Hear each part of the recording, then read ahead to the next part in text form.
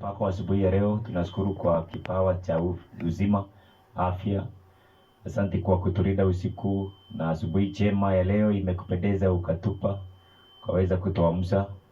Na kabla ya kuingia katika shughuli zetu kila mmoja, tunashukuru kwanza kwa uzima. Na tunaomba ya kwamba uweze kuwa nasi, uweze kutupa malaika ambao watakuwa nasi kila mmoja katika siku ya leo, katika utumishi wa siku wakitulinda na pia kutuongoza katika njia ambayo ungependa tuweze kuipita. Asante. Tunashukuru pia tunapoamka kwa kutupa nafasi ya kusikiza neno lako. Naomba ya kwamba uweze kuwa nasi, Roho wako Mtakatifu aweze kujaa watu wako, nasi watumishi wako uweze kutuongoza pia kwa njia ya kipekee. Tunaposhiriki mkate wa neno lako, tunaomba tunene kama vile neno lako ulivyotufundisha na kulifunua kwetu, ili watu wako waweze kujua ukweli. Hatimaye kweli ambao tunaangazia kuhusu, ambao ni ukweli ambao unakuhusu wewe, kama vile umeweza kufunua kwetu sisi, ili tuweze kukujua vile ulivyo, tuweze kukupenda na kukuabudu kama vile umeweza kujifunua. Sisi watumishi wako tulio hapa, tunaomba neema yako ikae juu yetu, tupate kibali kwako na pia tupate kibali kwa watu wako wanaotusikiza. Kila mmoja atakapokuwa anatoka kwenda katika utumishi wa siku, uweze kumbariki. Bariki kazi ya mikono yetu, tubarikie kinywaji, tubarikie chakula. Utukumbuke kila mmoja katika hitaji lake. Jina lako litukuzwe. Na sasa hivi uwe nasi tunapong'oa nanga kwa ajili ya kuingia katika neno lako. Naomba ya kwamba matamshi maneno yetu yaweze kuwa ni mausia yako tunapoyaleta mbele ya watu wako. Katika Kristo tumeomba kwa imani. Amina. Haya. Tumekuwa masaa ya asubuhi tukisoma kuhusu ukweli ambao ni ukweli wa Mungu, ama truth about God. Truth about God. Na tumeona kwamba Biblia imesema kwamba Mungu, in the truth about God is that God is not the Trinity. Hivyo huo ndio ukweli ambao utaona katika Biblia. This is one of the greatest truth. One of the greatest truth. Tulisoma, ningependa usome tena msomi. Karibu sana asubuhi ya leo. Asante. Umeamkaje? Nashukuru Mungu. Thank you. Kwa nafasi njema ametupea asubuhi ya leo. Tunashukuru. Ni siku ingine ambayo hatujaiona tena. Yes. Leo ni siku ya 5. Siku ya 5 ya juma. Ambayo ni siku ya mibaraka. Naam. Yohana 17. Tunawakaribisha wote asubuhi hii ili tuweze kushiriki neno kwa pamoja. Yohana 17. Yohana 17 mstari wa 3. Mstari wa 3 inasema hivi: na uzima wa milele ndio huu. Na uzima wa milele ndio huu. Wakujue wewe Mungu wa pekee wa kweli. Mungu wa pekee na wa kweli. Na Yesu Kristo uliyemtuma. Na Yesu Kristo, wewe Baba Mungu wa pekee wa kweli uliyemtuma. This knowledge is life eternal. Hii ndio uzima wa milele, kujua Kristo na kujua Mungu kwanza, Mungu wa kweli, na kujua Kristo ambaye Mungu ametuma. Na ndio sasa tunachukua hiyo nafasi kwanza ili kuweza kusoma kuhusu Mungu wa kweli. Unajua tulisoma katika kitabu cha Isaya. Juzi tulisoma Isaya 40 mstari wa 9. Ikisema kwa wale wahubirio habari njema, ni lazima waelekeze watu kwa Mungu wao. Kama vile tuliona kwamba zamani watu walikuwa wanaomba miungu ya mawe, miungu ya dhahabu, miungu ya fedha, miungu ya shaba, miungu ya miti. Lakini sasa miungu ya sasa ni miungu ya usomi. Na mpango wa Mungu ni watu waweze kujua Mungu wa kweli ni upi. Na ndipo tunauliza hivi: kulikuwa na crisis katika mlima wa Karmeli. Wakati ambapo Elijah alikuwa amekutana pale na manabii wote wa Baali ili iweze kudhihirika ama iweze kujulikana kati ya Mungu wa Baali na wa kweli, na Mungu wa kweli Yehova. Naitwa Yahweh, between Baal God and Yahweh, who is the true one. Ni nani aliye wa kweli? Kumbuka, even now we are living in the time of crisis. Pia na sasa itakuja kudhihirika vizuri. Mungu atakuja kudhihirisha by means of his power, kama vile alidhihirisha pale mlima Karmeli. Mungu anakuja kudhihirisha pia ni Mungu yupi aliye wa kweli. Je, ni Mungu wa utatu? Ni Mungu wa utatu ama ni yule ambaye sisi tunawaletea? Inakuja kudhihirika saa hizi. Sikiliza. Saa hizi watumishi wote wanakutana Karmeli. Saa hii ndio Karmeli ya sasa. Kweli. Na sasa aidha idhihirike, itakuja kudhihirika wakati tulikuwa tumesoma hivi, wakati wa Mungu unakuja ambao atawapea watu wake nguvu. The power of the Spirit, it is the demonstration of God, a seal of God, ya wale ambao watakuwa wanamuinua na wanamtarajia, wanamwabudu yule Mungu wa kweli kama vile ilivyo. All truth as it is in Christ. Ndio Mungu atakuja kupea nguvu, kama vile pale mlimani God demonstrated that the God of Elijah, Yahweh, is true God, kwa kuleta moto ukateketeza ile kafara. Hivyo ndivyo tuko hapo saa hizi. Kwa hivyo ni lazima, kama wewe Mungu wako ndio unaamini ni wa kweli, kama yule ambaye wewe unamwabudu huyo kama ni wa kweli, basi huyo Mungu atakuja kudhihirisha kwa njia ya nguvu kama ni wa kweli. If we are wrong, then kama vile manabii wa Baali walikuwa wrong, Mungu wao hakujibu kwa moto. Hivyo ndivyo ilivyo. So hiyo upon all subjects za Biblia zinaitwa doctrines, the doctrines of the Bible. God, who is the author of all true doctrines and good doctrine, kitu ya kwanza ni kuweza kumjua na kumuelewa yeye ni nani na amejifunua aje katika Biblia, ili tusije tukapokea elimu kutoka kwa Mungu mwingine.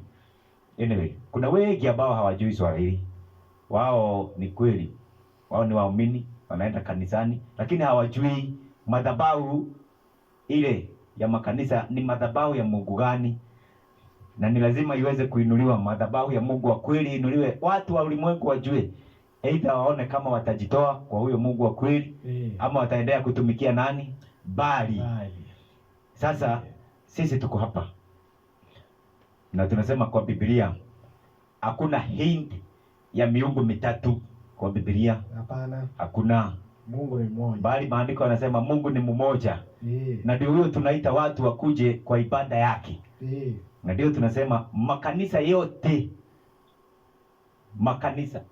duniani, unless yule ambaye basi ukweli ule umemfikia na amejitenga na makanisa na kuelekea ibada ya Mungu wa kweli.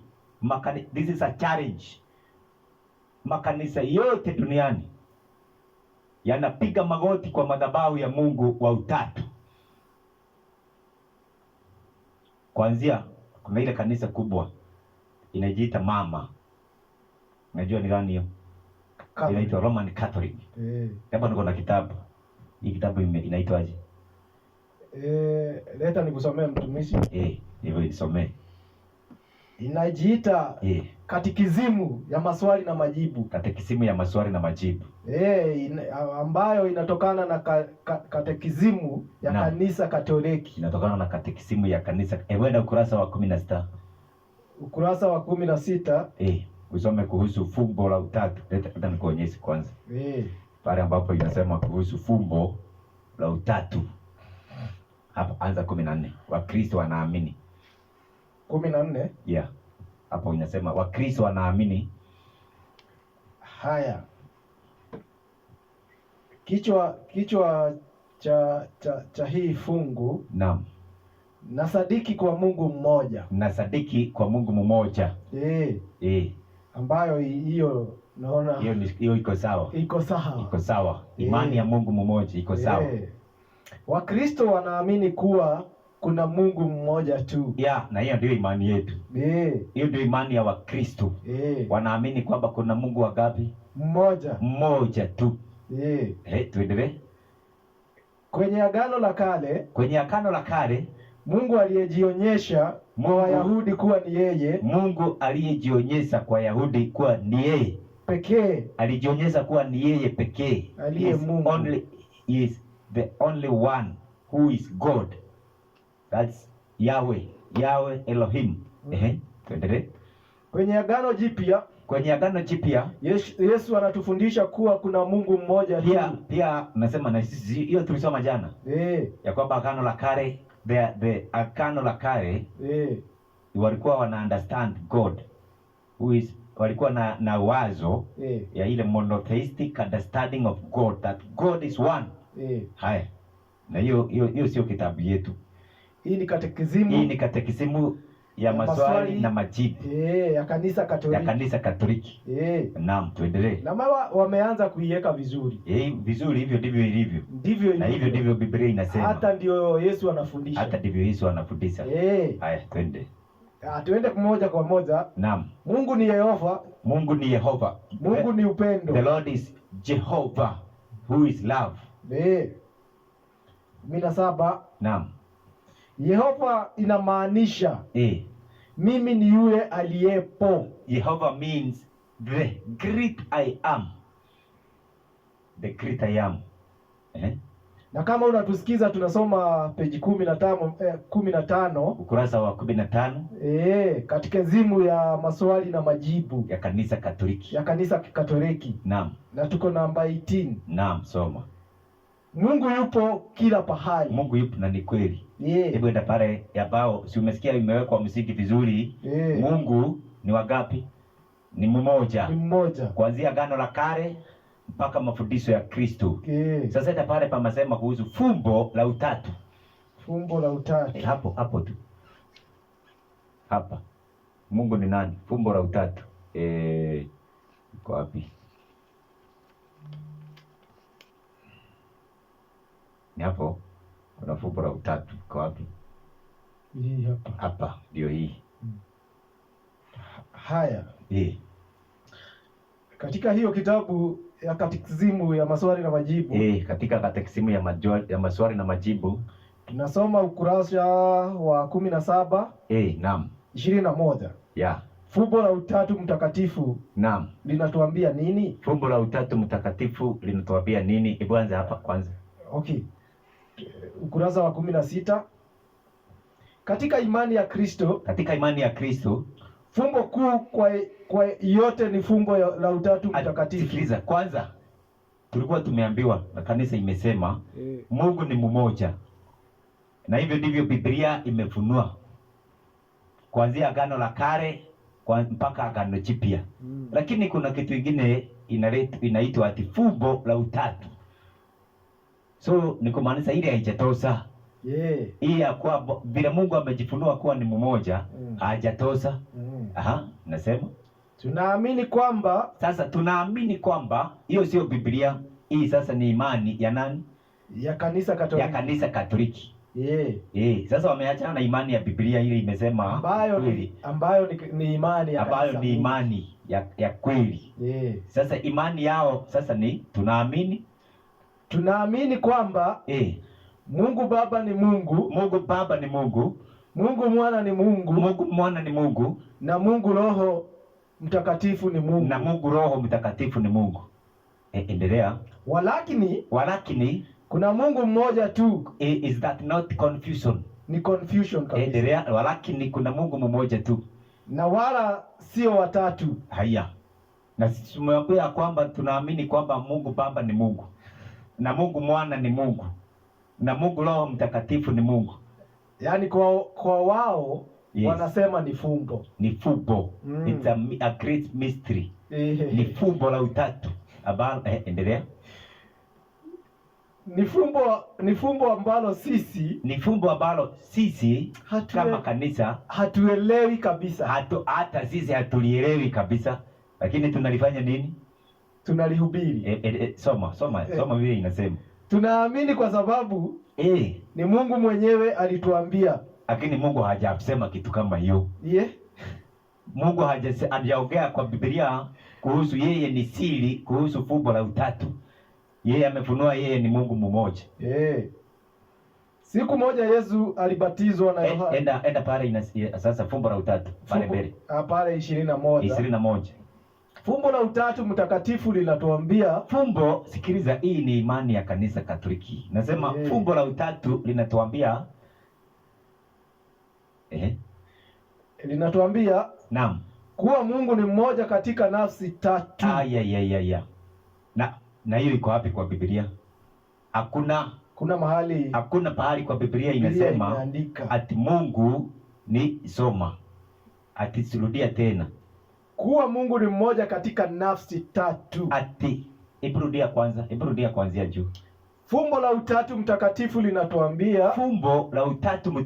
linatuambia kuwa Mungu ni mmoja katika nafsi tatu. Mungu ni mmoja. God is one in 3 persons.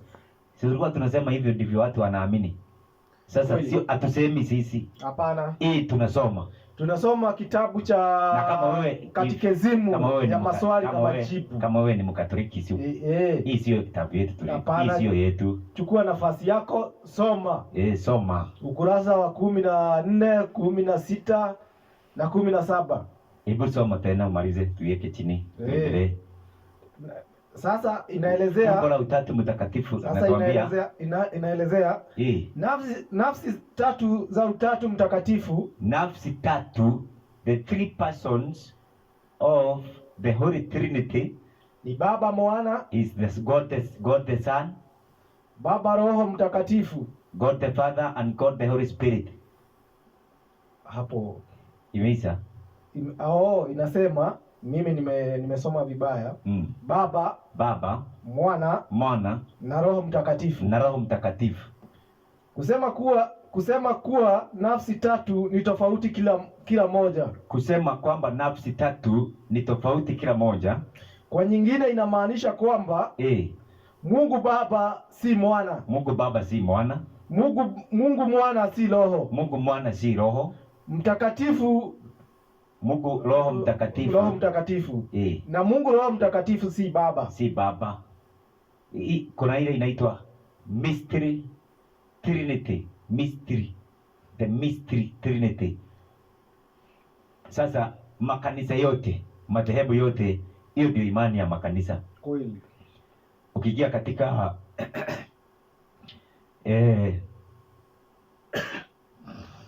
pole mtumishi. Haya, sawa, asante. Ukiingia katika madhehebu, ukiingia katika Seventh Day Adventist. Seventh Day Adventist, hakuna hiyo kitabu iko hapa. Inasema the Trinity, that there is one God, Father, Son and the Holy Spirit, a unity of 3 co-eternal beings. Background yetu ni ya Wasabato. Kwa hiyo ni mambo ambayo tunaelewa. It's an office. God is an office of persons. An office of 3 persons. 3 beings. Ambao wao ndio wakati maandiko wanasema there is one God.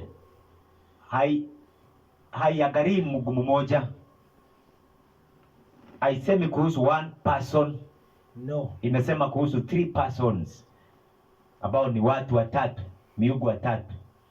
Ilhali anasema sio miungu, sio watatu, bali ni nani?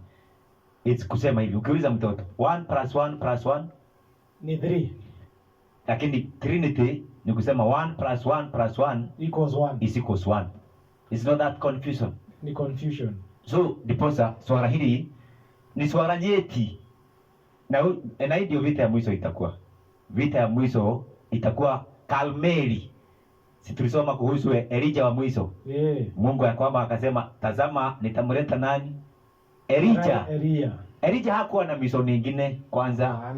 Mission ya Elijah ni kutambulisha Mungu wa kweli. Ni kudhihirisha Mungu wa kweli kwa watu, wajue ya kwamba miungu ambao wanaabudu sio miungu.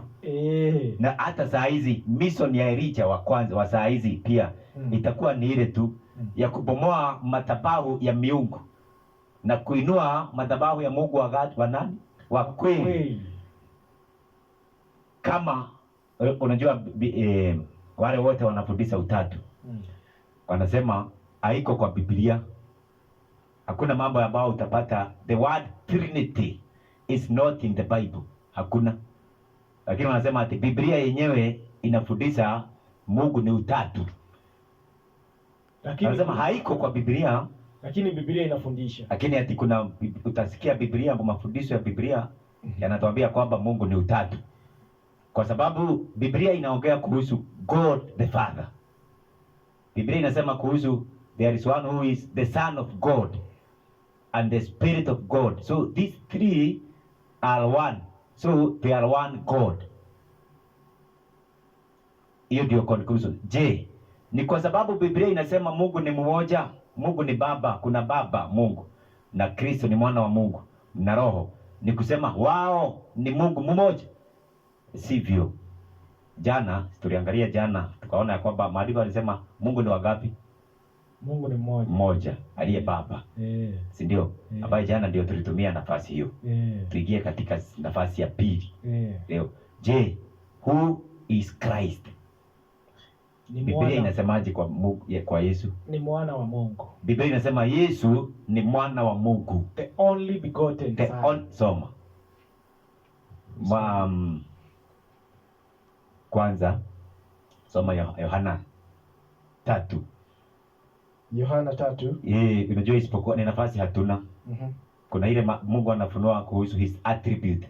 The attributes of God. One of the attributes of God is love. Hebu kwanza soma kidogo. First John waraka wa kwanza wa Yohana 4 mstari wa 9 na 11. First John 4 verse 9, 10 and 11. Waraka wa Yohana wa kwanza, waraka wa kwanza wa Yohana 4. Waraka wa kwanza wa Yohana 4 9 inasema hivi. Naam. Katika hili pendo la Mungu lililoonekana kwetu. Katika hili pendo la Mungu lilionekana kwetu. Kwamba Mungu amemtuma mwanawe pekee ulimwenguni. Sasa unasikia vile maandiko yanasema in peace was the love of God manifested. So when we read in John chapter 3 verse 16, for God so loved the world. So there was God who loved the world. Kuna Mungu ambaye alipenda ulimwengu. And then if God is three entities, if God is an office of three persons as many claims, ni nani alipenda dunia na akatoa mwingine ambaye ni mwana wake? Because God did not give Mungu hakutoa mwenzake katika ofisi ya Mungu ya uungu. Umesikia hiyo? Mungu hakutoa another God ili aje kwa ajili ya wokovu wa mwanadamu.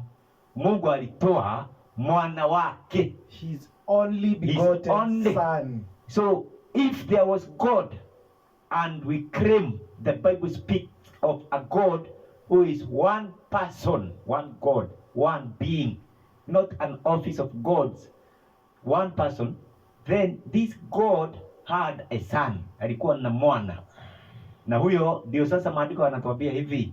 Hebu endelea kwanza. Maliza. Ili tupate uzima kwa yeye, kwa huyu Kristo mwana wa Mungu. Hili ndilo pendo, and this is love, this is the love. Hiyo ndio pendo. Si kwamba sisi tulimpenda Mungu, sio sisi tulipenda Mungu, ni Mungu alitupenda, bali kwamba yeye alitupenda sisi. Yeye Mungu ndiye alitupenda sisi, akamtuma mwanawe kuwa kipatanisho kwa dhambi zetu. So God sent his son. Mungu alimtuma mwanawe to be a proprietor of our sins, awe kipatanishi kwa ajili ya dhambi zetu. Wapenzi, ikiwa Mungu alitupenda sisi, kama Mungu alitupenda hivyo, imetupasa na sisi kupendana. Na sisi imetupasa kupendana. So we love because God is love, and God because he is love, he first loved us and give us his son.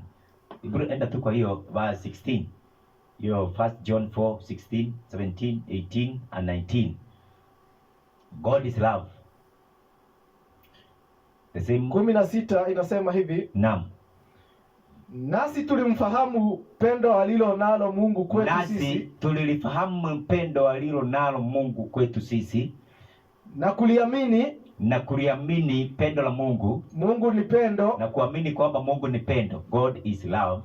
Naye akaaye katika pendo hukaa ndani ya Mungu. Naye akaaye katika pendo anakaa ndani ya Mungu. Na Mungu hukaa ndani yake. And God dwells in him. Katika hili pendo la Mungu lilidhihirishwa, limekamilishwa kwetu. Naam. Ili tuwe na ujasiri katika siku ya hukumu. Naam, tuendelee. Kwa kuwa kama yeye alivyo ndivyo tulivyo na sisi ulimwenguni humu. Kama vile Mungu alivyo katika upendo, ndivyo na watu wake watakuwa katika upendo. Na ndiposa wataletea watu mambo ya upendo wa Mungu, kuambia kwamba vile Mungu alivyotupenda akatoa mwanaye wa pekee. So Mungu hakutoa Mungu mwenza.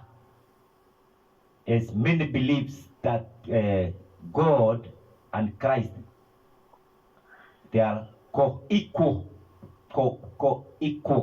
They are equal in all respect. What they are God essentially. Now they are God in fullest sense. When we speak of one true God, we speak of three offices of God the Father, God the Son, and God the Holy Spirit. Sio hivyo. Hapana. When we speak of the only true God, hiyo inamlenga one person who is exclusively the Father. Yeah. And this Father, being the only true God, Christ is his Son. Kristo ni mwana wake. Kama hiyo John 3:16. John 3:16. Hiyo jina ambayo inatumika pale inaitwa monogenes ama hiyo begotten. Yeah. Begotten kwa Greek, I think is Greek, ni hiyo inaitwa monogenes. Monogenes ni kumaanisha born, yule ambaye amezaliwa.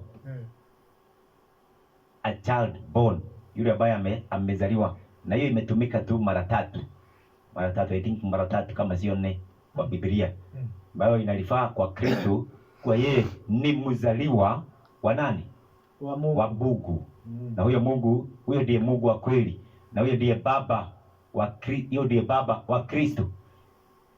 So hiyo ndio imani ya Biblia ya kwamba Kristo, that term the Son of God imetumika 48 times in the Bible referring to Christ. Yeah. Being the Son of God. The Son of God. Yeah. Not God himself. Not God himself. Yeah. Not, hakuna phrase in the Bible tulisema jana ambayo inasema inayemtambulisha ni Mungu. Kwa ni Mungu mwana. But 48 times in the Bible Biblia inatumia referring to Christ ni mwana wa Mungu, the Son of God. Mwana wa Mungu. 120 times Biblia inalifaa kwa kwamba Mungu akona mwana, Son, God's Son. And strictly Christ being the Son of God 48 times. Sasa ukiingia kwa Biblia, hivyo ndivyo Biblia ilivyo, ya kwamba Yesu ni nani? Ni mwana wa Mungu. Ni mwana wa Mungu. The Son of God. The Son of God. So hii ndio lugha ya Biblia, na hii ndio imani. Si tulisoma John 17:3 ikisema hii ni uzima wa milele. Hii ni uzima wa milele, wakujue wewe Mungu wa pekee na wa kweli, na Yesu Kristo uliyemtuma. Sio Mungu mwana, hapana, uliyemtuma, hapana, ni Yesu Kristo. Kwa hivyo mwana wako wa pekee, mwana wako wa pekee. So ukianza katika Biblia, this pagan king called Nebuchadnezzar, in Daniel chapter 3 verse 25, kuna hawa kisa cha 3 Hebrew boys wao waliwekwa katika tanuri ya moto, si ndio? Daniel Waliweka watatu. eh Hebu soma hiyo. Hebu soma hiyo. Daniel chapter 3 verse 25. I think it's 25. Daniel 3 Daniel 3:25. inasema hivi. Yes. Akajibu akasema, Naam. Tazama mimi naona watu wanne. Waliweka watu wanne kwa moto. Naam. Nao wamefunguliwa. Wanatembea katikati ya moto. Wanatembea katikati ya moto. Hali hawana dhara. Hawana udhuru, hakuna dhara. Na sura yake yule wa nne, na sura ya wa nne ni mfano wa mwana wa Mungu. Huyu is a pagan king. Baba akatabua kwamba mfano wa nne ni mwana. Unajua Yesu aliuawa kwa kuwa yeye alidai ya kwamba yeye ndiye nani? Mwana wa Mungu. Wayahudi, hebu angalia fungu katika Proverbs Mithali 30 mstari wa 4. Proverbs 30 verse 4. Wayahudi kwa maandiko yao waliamini ya kwamba Yehova Yahweh Elohim had a son. Waliamini ya kwamba ako na mwana. Lakini kunaye alikuja duniani, inasema hivi, ambaye alidai kuwa yeye ndiye mwana wa huyo Mungu. Naam, soma. Inasema hivi, ni nani aliyepanda mbinguni? Ni nani aliyepanda mbinguni na kushuka chini? Na kushuka chini. Ni nani aliyemkamata upepo kwa makonzi yake? Ni nani aliyekamata upepo kwa makonzi yake?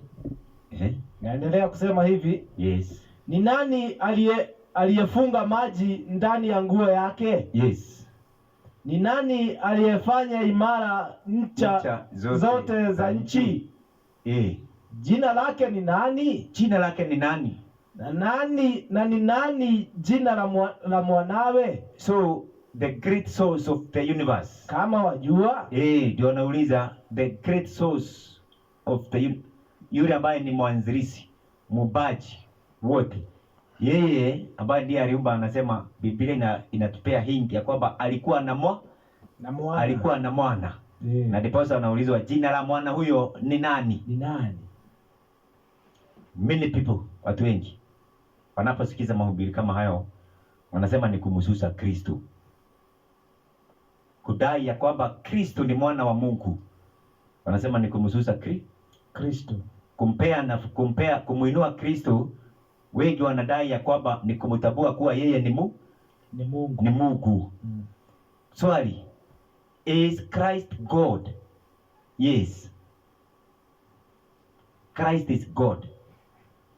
And Christ is truly God. Why? Because he is the Son of God. Yes. The fact that Christ is the Son of God. Fafanua hiyo mtumishi. Kuna watu wanaulizanga maswali kama hiyo. Akisikia wahubiri kama sisi ukihubiri hivyo. Fafanua. Anakuuliza hivi, nataka uniambie hivi. Je, Yesu ni Mungu? Ni kweli Kristo ni Mungu. Lakini Kristo si yeye Mungu wa pekee na wa kweli. Kwa sababu ukweli, kama Kristo ni mwana wa Mungu, kama vile tunasema, kama vile Biblia inasema, na ni mzaliwa wa pekee wa Mungu. Hiyo imemfanya awe Mungu. He is not the part of God. Sio unit ya Mungu. Hapana. Bali God title, tunapoangalia kuhusu God, the only true God is one. Yes. Who is the Father. Yeah. But Christ, because he is of the kind of God, because he is the Son of God. Ni kama mimi, ni kama sisi sasa wewe. Si uko na wana? Kuna vijana wangapi? Kuna vijana wawili. Kuna vijana wawili. Vijana hao si ni wanadamu? Ni wanadamu. In fullest sense. Isipokuwa ni watoto, ni wanadamu. Kabisa. They belong to human family. So they are men. Hata wakihesabiwa ni wanadamu. Ni wanadamu. Hata kama ni watoto. Hata kama ni watoto. Kwa sababu mwana wa mwanadamu ni mwanadamu. Mwana wa ng'ombe ni ng'ombe. Mwana wa Mungu ni Mungu. Ni Mungu. Lakini hiyo haitupei miungu miwili. Hapana. Hapana. Hiyo inakuwa yeye asili yake. He is of the nature of God. In his nature, he has the nature of God. So he is God in nature. Yani mtoto wangu akiitwa wangu, yes, haikui sisi ni baba wawili. Nyinyi ni baba wawili. Hapana. Hapana, wewe ndio baba. Mimi ni I will remain to be the father. The father. Na ulikuwa kwanza. Hata kama anaitanishwa na mimi, yes, kama babaye, yes, hata anachukua jina langu la mwisho, yes, haimaanishi ameinherit jina lako. Ameinherit jina langu. Yes. Haimaanishi sisi wote sasa ni baba. Hapana. Hapana. Kuna ile category ya father and son. So Christ is the son of God. Yeah. So if he is the son of God, we can trace his origin from God. So this means that Christ has an origin. Kristo akona origin. Tunasemaje na Kiswahili hiyo? Yesu akona chemichemi. Ni chemichemi. Ni chemichemi kweli. Sijui kama tukisema mwanzo. Sijui kama itakuwa turma. But the correct words, hii kizungu inaleta vizuri, si ndio? If Christ is the son of God, son, na sio son ile ambao ni son ya kusema, bali wao wako wawili ambao wametosana na walianza. God had no beginning, si ndio? God had no beginning. Hebu soma Psalms 90 verse 2. Psalms 90 verse 2. From everlasting to everlasting thou art God. Unajua ya kwamba pia hiyo kitabu cha Zaburi 90 mstari wa pili. Mstari wa pili inasema hivi. Yes. Kabla haijazaliwa milima. Psalms. Niko Psalms 90 verse 2.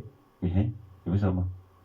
Kabla haijazaliwa milima, wala hajaiumba dunia, na tangu milele hata milele, naam, ndiwe Mungu. Yes, from everlasting to everlasting God hath no beginning. Mungu hana mwanzo. Tangu milele hata milele yeye ni Mungu. But Christ had a beginning, either is in the days of everlasting, katika siku za umilele, but he has an origin. Biblia inafundisha hivyo. Nasikia hivyo. Hebu soma kwanza Mika 5 mstari wa pili. Mika 5 verse 2. Mika 5 verse 2. Inasema hivi. Bali wewe Bethlehemu Efrata, uliye mdogo kuwa miongoni mwa elfu za Huo ni unabii kuhusu Yesu, na vile mnapare ambapo atatoka unatolewa kabla ya Kristo kuzaliwa na Mariamu hapa duniani. So unabii unasema, ewe Bethlehemu Efrata, ijapokuwa wewe ni mdogo miongoni mwa taifa la Yuda, bali kutoka kwako wewe ananitokea mmoja aliyekuwa mtawala katika Israeli. Atatokea kwake ambaye atakuwa mtawala wa Israeli, ambaye matokeo yake yamekuwa tangu zamani za kale, tangu milele. Whose going forth, or whose origin hath been from the days of old. So Christ he has an origin, and his origin is God. So Yesu mwenyewe utapata katika mafundisho yake akisema hali, I think it's John chapter 8 verse 40 something, akisema, for I proceeded forth and came from God. Many Christians wengi wanaweka mwanzo wa Kristo kwa kuzaliwa na Mariamu, ambao ni makosa. Yesu chanzo chake haikuwa kuzaliwa na Mariamu. Hapana. Kabla ya Mariamu, kabla ya wanadamu, maandiko yanasema vitu vyote viliumbwa kupitia kwake, na hakuna chenye kiliumbwa asipokuwa hapo nani? Yesu. So he is the beginning, he is the origin. Yeye ndiye mwanzo wa ubaji. Before time is a created subject. Yes. Yeah. Before time, Christ is. Umeelewa na hiyo?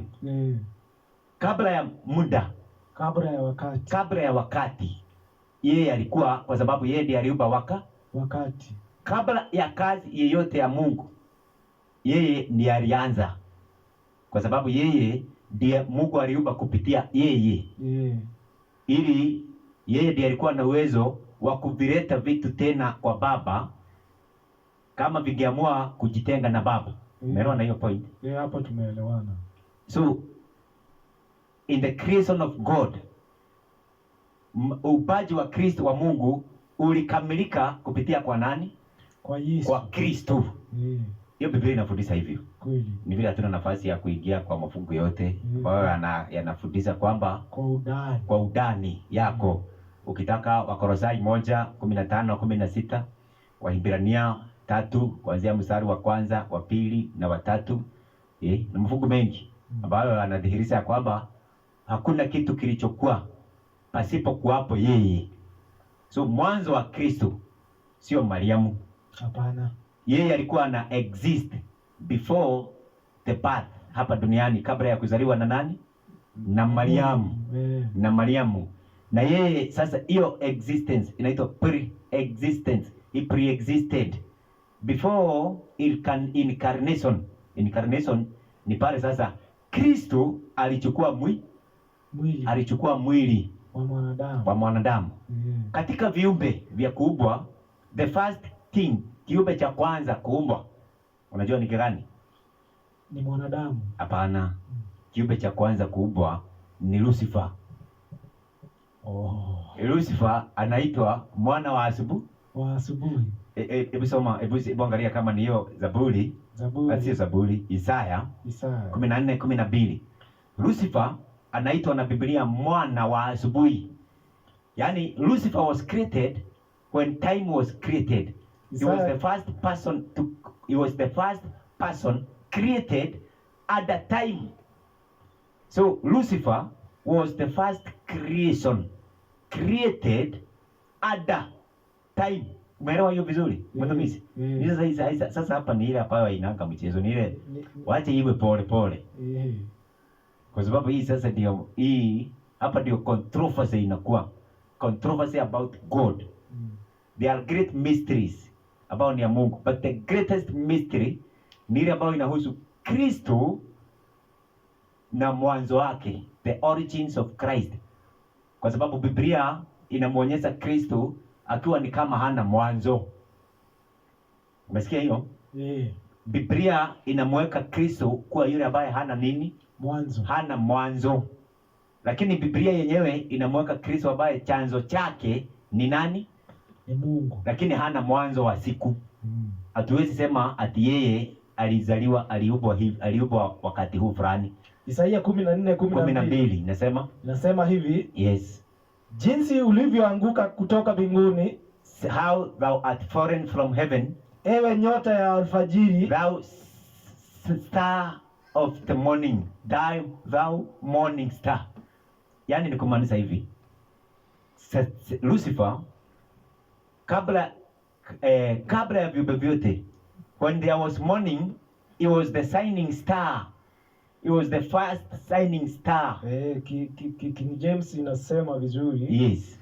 How art thou fallen from heaven? How art thou fallen from heaven? O Lucifer. O Lucifer. Son of the morning. Son of the morning. How art thou cut down to the ground? Atafika hapo. So Lucifer anaitwa son of the morning. The morning. So when morning, wakati asubuhi ilikuwa, ndio Lucifer alianza kufanya nini? So kushuka. Lucifer, tuko pamoja mtumishi, si ndio? Hizo ni mambo ngumu. Ni ngumu, lakini Mungu atatusaidia. Mungu atatupea neema ya kuelewa. Na at the time kushika. At the what? At the time. Chini ya muda, chini ya wakati. And time is a created subject. Yule ambaye aliumbwa wa kwanza chini ya wakati ni Lucifer. Ndipo sasa ubaji mwingine ukafuata, na pia wanadamu, malaika na pia wanadamu. But Christ is the begotten of God. He was first begotten, the only begotten son. And this it was not at the time when there was no time, when there was no morning. He existed. He existed. Yeah. So he existed together with God. Very true. Existed together with God, not being God, a separate God, having God the Father and God the Son, existed together. Mtumishi, kuna fungu? Kuna fungu. Tusome tu. Tusome. Tuacha tusome hiyo. Some Zaburi. Wasiseme tunasema maneno yetu. Tunasema maneno yetu. Haya, soma Psalms 110. Psalms 110 verse 3. Soma King James kwanza. Psalms 110 verse 3. Verse 3 nasema hivi. Yes.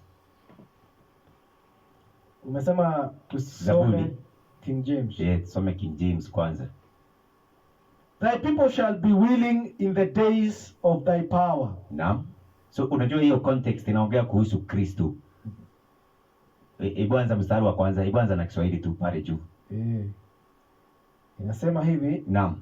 Neno la Bwana kwa Bwana. Neno la Bwana. Neno la Bwana. Naam. Kwa Bwana wangu. Kwa Bwana wangu. Uketi mkono wangu wa kuume. Uketi mkono wangu wa kuume. Hata nimewafanyapo adui zako kuwa chini ya miguu yako. Hata nitakapowafanya adui zako kuwa chini ya miguu yako. Bwana ataninyosha toka Sayuni. Bwana ataninyosha toka Zayuni. Fimbo ya nguvu zako. Naam. Uwe na enzi katika kati ya adui zako. Watu wako wanajitoa kwa hiari. Watu wako wanajitoa kwa hiari. Siku ya uwezo wako. Siku ya uwezo wako. Kwa uzuri wa utakatifu. Kwa uzuri wa utakatifu. Tokea tumbo la asubuhi. Tokea tumbo la asubuhi.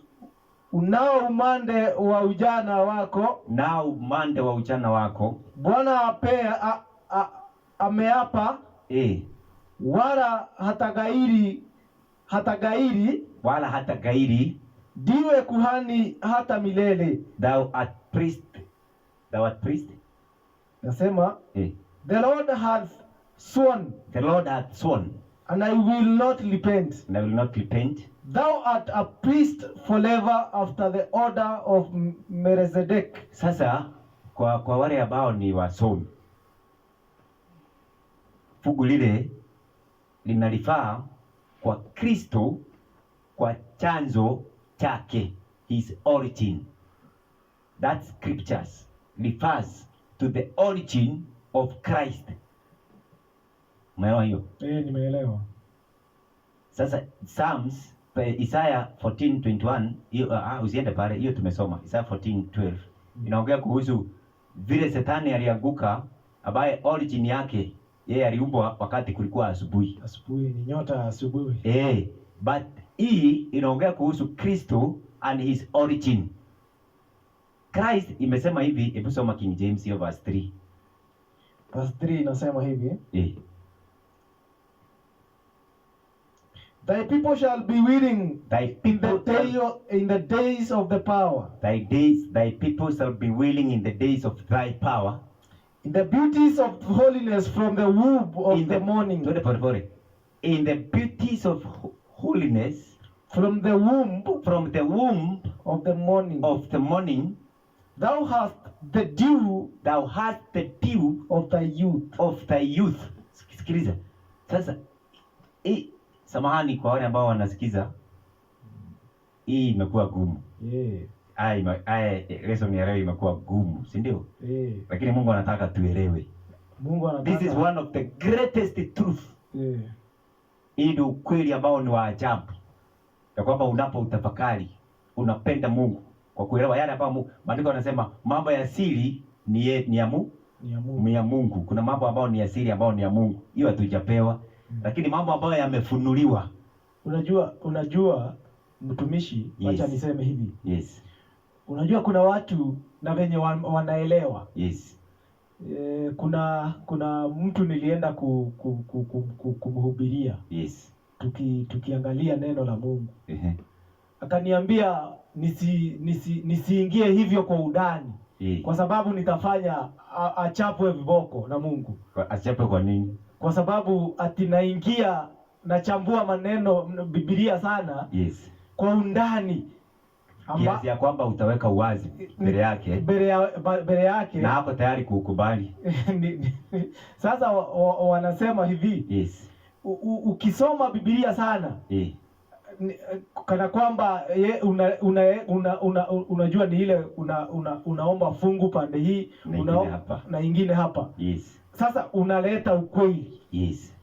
Anakuambia utafanya achapwe viboko. Sasa unajua kuna wengine wanasema hawa wanaingia Biblia sana. Watafanya tuchapwe viboko na Mungu. Na hiyo ndio mapenzi ya Mungu. Mungu anataka tusisome juu. Hapana. Tumjue kwa kweli. Kwa sababu yeye kuna vile amejifunua. Na tupea Biblia. Kupitia kwa hii Biblia tujue yeye. Tusoma kwanza, sikiria hapo.